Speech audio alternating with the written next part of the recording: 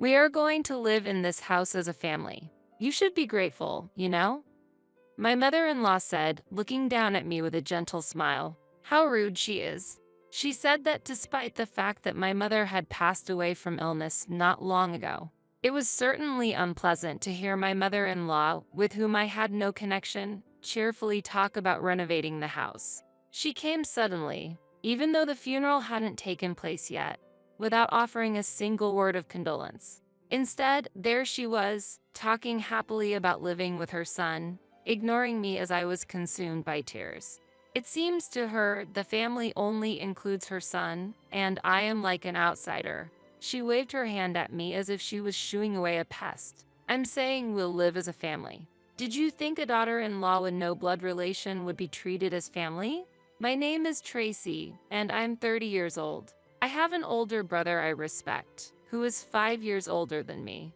We've always been very close, and he has always been there to help me on anything. When I was having trouble with friends in elementary school, he would go directly to them and ask them to be kind to me for my sake. He might be a bit overprotective, but he's a reliable brother who cares deeply for his sister. During my rebellious phase in middle and high school, he often confronted our parents strongly, but he always treated me warmly. He was always there to support me when I was in trouble, a person I could rely on. Don't worry about what others think. I support you, Tracy, he would say, and I used to be envious of his attitude. He also said, when our father passed away from cancer during my university years, I was truly grateful to my teachers and parents. They were the ones who always thought of me and scolded me as he reflected on his past, which was surprising to hear from my once mischievous brother. It was rare to hear him talk about the past, and it made me want to become a respected figure like his teachers and our parents. This experience nurtured in me a desire to support children in their growth and those facing difficulties, leading me to choose a career in teaching. While everyone around me was busy job hunting, I focused solely on preparing for the teacher recruitment exams. I still remember the surprised look on my brother's face when I passed the exam and told him and our mother, "Congratulations. I never thought you would become a teacher, Tracy. Good luck," he said, supporting me. Despite landing my dream job in teaching, reality was not as sweet as I had expected. I was busy every day with lesson preparations and student guidance, with late work becoming the norm. As remote work became more widespread, those in the teaching profession had no such option, forcing me to commute on crowded trains every morning. Weekends and holidays often required attendance for club activities. Additionally, living independently and managing a household as an adult made me acutely aware of the difficulties of domestic tasks. I remember struggling both physically and mentally in my first year as a working adult. Yet, I felt fulfilled in my role as an educator. As I became more accustomed to my teaching life, I started noticing odd behaviors and words from my mother. Conversations over the phone became difficult, and she would quickly forget things we had just talked about. Concerned, I visited my family home and was shocked to see garbage scattered everywhere. My normally tidy mother was confused about why things had gotten to that point, saying she had forgotten to take out the trash or that she had already cleaned up. Sharing the situation with my brother, we decided to go to the hospital together, where the diagnosis was unexpected. Our mother was diagnosed with dementia. Though it was early-stage mild cognitive impairment, her communication with other people had decreased since our father's passing, and her condition had gradually become more apparent. This situation increased my interactions with my brother and naturally led to more frequent visits to our family home. During these visits, my brother and I often discussed the future. Amidst my busy life, a friend introduced me to Steve when I was too overwhelmed with work and household management to find any personal enjoyment. My friend, insisting I needed time to relax, invited me out for drinks, where I met Steve. He worked for a foreign company and was deeply interested in the international aspect of my job as a French teacher. He was sincere and always prioritized me. The time spent with Steve was a happy moment in my busy days. Just having a meal together for a short while made all the fatigue disappear. I was drawn to him, and after dating for 2 years, on a day that wasn't special, he reserved a private room in a restaurant in New York City for us. Unexpectedly, he gave me a ring and proposed, saying, "I want to make you happy, Tracy. I want to marry you," but I couldn't answer right away. The reason was the anticipated burden of caring for my mother as her condition worsened. Steve was aware of my mother's situation, but I hesitated to involve him in this issue. Nonetheless, he encouraged me, saying, "If you're worried about your mother's situation, don't be. I want to support her together with you." I remember barely being able to say yes through my tears. When I decided to marry Steve at 27, we discussed it in advance and also consulted with my brother about my mother's future. As a result, we decided to build a duplex house where we could live together with my mother, using our marriage as the opportunity. From then on, I started receiving more frequent contacts from my mother-in-law. Before the marriage, my interaction with her was limited to greetings and face-to-face meetings. Initially, I felt her interest was minimal, but I sensed a reason behind her frequent recent contacts. Eventually, it became clear that the main content of these contacts was about the new house we plan to build. "I heard you're building a new house. What's the floor plan like? I'm curious about my son's new home. Can I see it?" As soon as we started talking, she made countless suggestions about the house's design, such as, "The kitchen would be better if it were larger. The staircase would be more suitable here, not there. Why not make the room next to the living room a guest room? Floor heating is a must since this area gets quite cold in the winter." I was uncomfortable with my mother-in-law, who wasn't going to live with us, meddling, but Steve stepped in to mediate to avoid conflict. Despite this, my mother-in-law persistently contacted me directly. Suspecting some ulterior motive, I discussed it with Steve. "Your mother's behavior feels like she plans to live there herself. I'm worried she might be plotting something. Even if you talk to her, she contacts me directly, and I don't know how to respond." "Yeah, there must be some reason for that. Don't worry, I'll handle it from now on. You can ignore all contacts from my mom. But won't she feel bad about that?" "It's fine. She's acting out of line. I'll talk to her. However, given her nature, she might try to contact you again. In that case, it's okay to avoid her call and ignore it." With Steve's support, I avoided further contact with my mother-in-law. The house design was finalized, and construction on the new home began. We planned to move into the new house in 6 months, and packing was going smoothly when the contacts with my mother-in-law had almost ceased. Steve informed his mother of the completion date of the new house, but she didn't seem to react much. Half a year passed, and the new house was completed. The first floor was arranged with a living room, kitchen, and a spacious room for my mother, while the second floor was our couple's space with individual rooms. However, by the time the new house was completed, my mother's health had begun to decline. During the day, when we were at work, my mother spent a lot of time alone, and I often came home to find the house in disarray. The doctor had warned that limiting her activities could lead to a rapid progression of her symptoms, so we had her do small tasks during the day. Yet, actions that had been easy for her became increasingly difficult. While she retained her cooking ability, she often left pans on the stove after use. She would forget to add detergent when using the washing machine or add too much, resulting in excessive foam.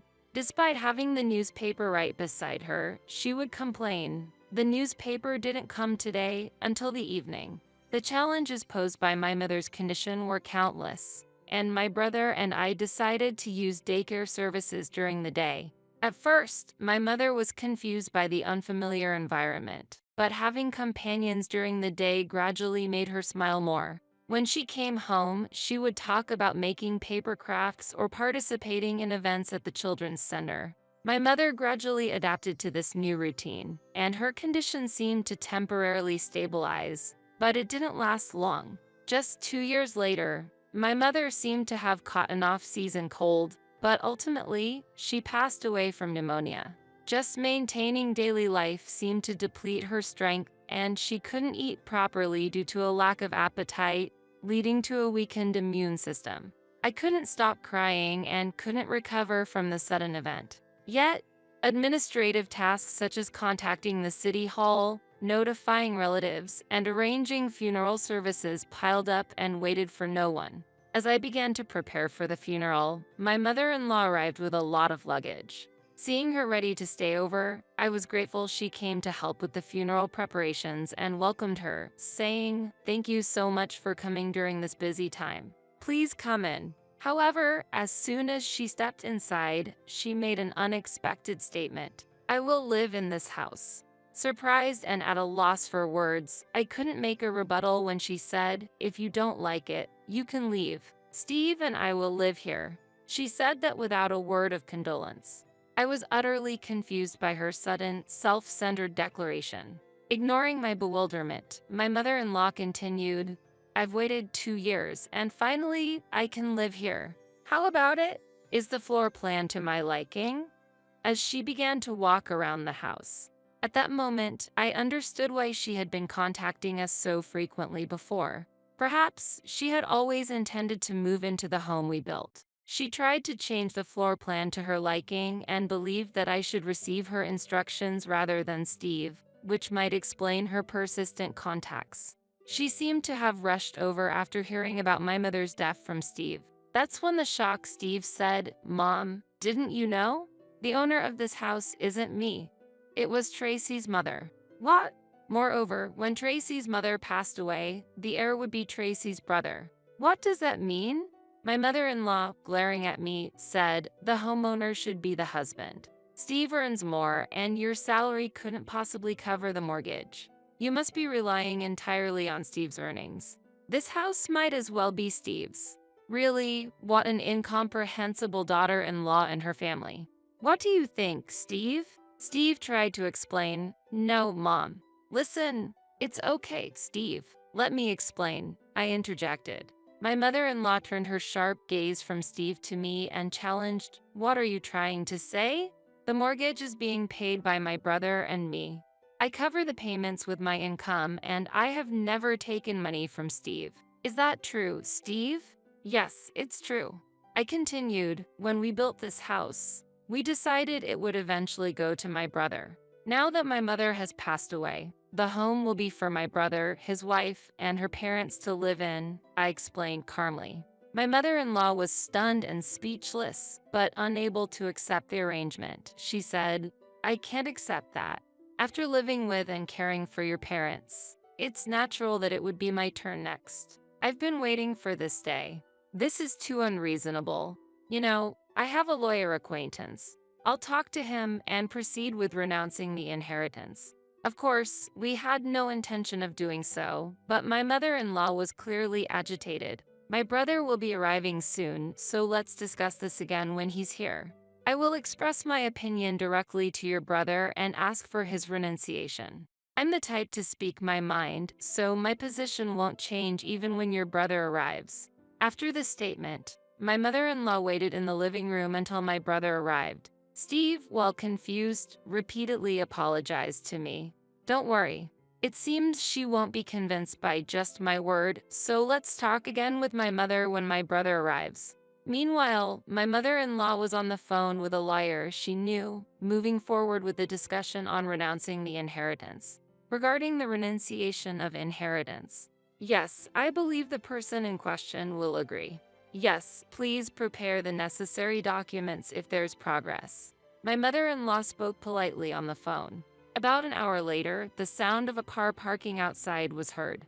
My brother had arrived. "Mother, my brother has arrived." As I called out to her, she stood up eagerly, saying, "I will have this house transferred to Steve. Then I can live here," and proceeded to the living room. At that moment, the living room door opened, and my brother appeared. My mother-in-law, about to shout something, took a deep breath and opened her mouth wide. But as she opened her mouth, no sound came out, and she looked surprised, losing her strength and sitting down heavily. In fact, my brother's appearance could be mistaken for someone from the underworld by some due to his quite intimidating look. His hobby is surfing. Furthermore, as he works outdoors throughout the year, his skin is sunburned, and the sun damage has made his hair brittle. As a result, finding hair maintenance troublesome, he chose to have a shaved head. Also, he is tall and has a muscular and sturdy physique. Especially noticeable is an old scar on his forehead. This scar was the result of a fall during his elementary school years. But combined with his appearance, many people mistake it for a scar from a blade. Seeing such a brother in person, my mother-in-law seemed to lose her will and slumped down to sit. Do you have anything you would like to say about this house? My brother coldly asked my mother-in-law. No, I had thought I would live here after your mother passed away. But then I heard that you would be living here and I realized I understood nothing. Did Tracy tell you to live here? We had a thorough discussion about this house before it was built, so I believe there was no such conversation. He spoke in a firm tone. No, I misunderstood. Because I was involved in planning the layout with Tracy before the house was built, I assumed I had a right to live here too. My mother-in-law said, clearly confused and looking down. A right to live here? Does that mean you were offering some sort of support to my sister? No, nothing like that. So, without bearing any burden or making any promises, you just assumed you had a right to live here just by offering your opinion on the layout? Yes, I'm sorry. It was my misunderstanding. At first, my brother looked at me suspiciously, but he refuted my mother-in-law's unreasonable claim with disgust. However, to my mother-in-law, it seemed more like anger than disgust, and she apologized deeply, becoming surprisingly docile. Just because our mother passed away doesn't mean there was ever a discussion about living with my sisters-in-laws. Right, Tracy? Of course. I never discussed the details of this house with my mother-in-law. I only mentioned it was a house for living together with my mother. As I answered my brother's question, my mother-in-law suddenly covered her face with both hands. I had believed that my son, Steve, was the owner of this house. After caring for your mother, I thought it was my turn to live with you. But taking care of an unfamiliar elderly person is difficult. So I thought I would wait until your mother-in-law passed away. When I received the news of her death from my son, I thought it was my turn and terminated my apartment lease. Now, I have nowhere to go. I didn't expect such a rash action without any promise. Either way, after my sister and her husband move out, this house is intended for us to live in. I'm sorry, but we have no intention of living with a stranger who's been disrespectful to us. Please leave. My mother-in-law might be pretending to be humble, but her words revealed contempt for our mother. My brother, too, avoided yelling directly at my mother-in-law, a figure related to me, but his anger was gradually rising, and his voice became lower and colder. When my mother-in-law looked at us for help, we reiterated that she should leave. Actually, due to Steve's job, we will be moving abroad soon. Yeah, Mom, you know I work for a multinational company, and there's always been a possibility of overseas assignment, right? We've talked about this possibility before. We had decided to continue caring for my mother until we moved abroad, a decision discussed with my brother, and Steve supported it. Unfortunately, with my mother's passing, we will follow the original plan, and my brother and his wife will live here. Such a thing. Seeing the disappointment on my mother-in-law's face, Steve and I exchanged looks. Then, sighing, we continued. If you've terminated your apartment and have nowhere to go, how about coming abroad with us? We made the offer to move abroad, expecting her to refuse. You know, I hate flying, right? I don't even have a passport. But if you have nowhere to live, you'll have to find somewhere new. Steve said, looking slightly worried. Still, applying for a passport now would take time, and preparing for an international move can't be done quickly. We're leaving soon, so it's probably impossible. My mother-in-law's previous energy had faded, and she appeared dejected. Seeing this, Steve made a suggestion. Should I talk to John? Wait, I can't go to John's place. Don't contact him. My mother-in-law quickly said, John is Steve's brother.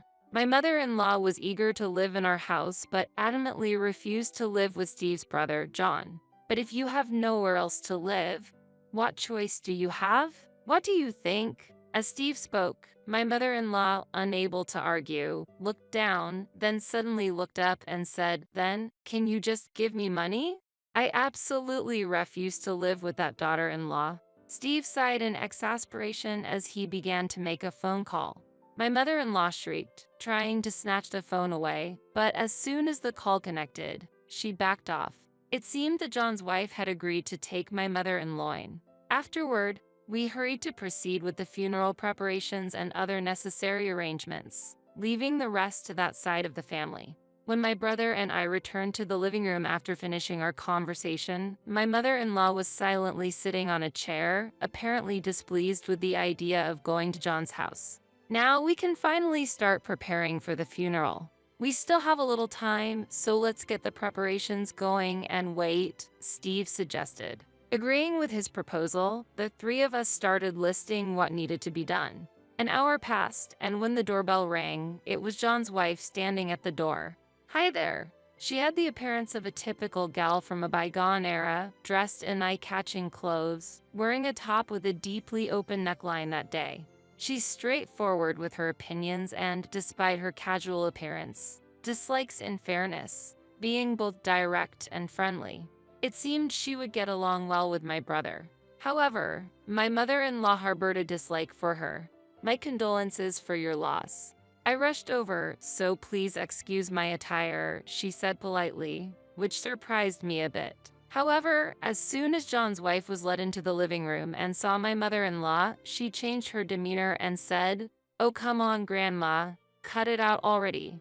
Don't trouble Steve and Tracy anymore. Let's go home," and she helped my mother-in-law to stand up. Originally, we had discussed living together, so if you had just agreed to that proposal from the start, you might have been spending your days more peacefully by now. The pride of the elderly can be quite formidable. Anyway, excuse us for taking her away.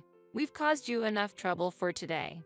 With that declaration, she took my mother-in-law away promptly, apologizing deeply as they left. Actually, my brother and his wife had been proposing for a while that our mother live with them. Despite her unconventional appearance, she's incredibly caring, and when they got married, she promised, "We'll take good care of her."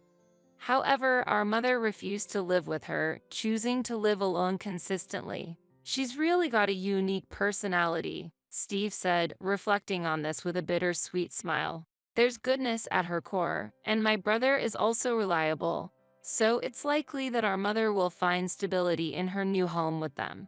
As Steve predicted, my mother-in-law started living with John and his wife without any issues. With John's wife around, it became difficult for her to behave selfishly, and she now seems to be living relatively peaceful days.